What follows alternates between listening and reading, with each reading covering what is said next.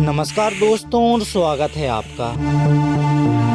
भारत में नदियों का इतिहास काफी पुराना रहा है। नदियों ने सदियों से अपनी पवित्रता कायम रखी है और निरंतर अपनी दिशा में बहती जा रही है।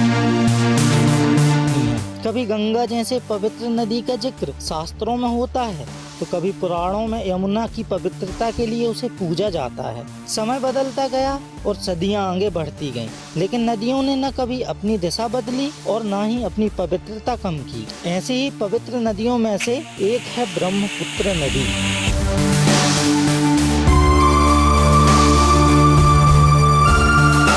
वास्तव में इस नदी का इतिहास और उद्गम की कहानी भी अन्य पवित्र नदियों जैसी है, जो इसे अन्य नदियों की तरह महत्वपूर्ण बनाती है। आइए जाने ब्रह्मपुत्र नदी के इतिहास के बारे में।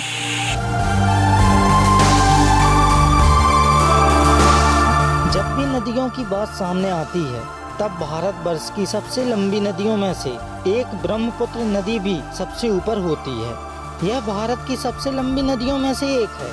इसकी लंबाई 2700 किलोमीटर है और यह नदी तिब्बत स्थित पवित्र मानसरोवर झील से निकलने वाली सांगपो नदी पश्चिम कैलाश पर्वत के ढाल से नीचे उतरती है। तब इस नदी को ब्रह्मपुत्र नदी कहा जाता है। इस नदी का नाम अलग स्थानों पर अलग होता है। तिब्बत के मानसरोवर से निकलकर बांग्लादेश में गंगा में मिलने पर इस नदी को पद्मा नदी कहा जाता है, जिसके बाद मेघना नदी के रूप में यह सागर में जाकर मिलती है। इस प्रकार अपनी लंबाई और चौड़ाई की वजह से यह नदी न सिर्फ भारत बल्कि एशिया की सबसे बड़ी नदियों में से एक है। विभिन्न स्थानों से बहते हुए यह नदी कुल 2906 किलोमीटर लंबी यात्रा करती है। यह नदी हिमालय में अपने स्रोत यानी कि गंगा नदी के संगम तक लगभग 1800 मील बहती है, जिसके बाद दोनों नदियों का मिश्रित पानी बंगाल की खाड़ी में गिरता है। दोस्तों आज के लिए बस इतना ही। मिलते हैं अगली वीडियो में। तब तक के लिए नमस्कार।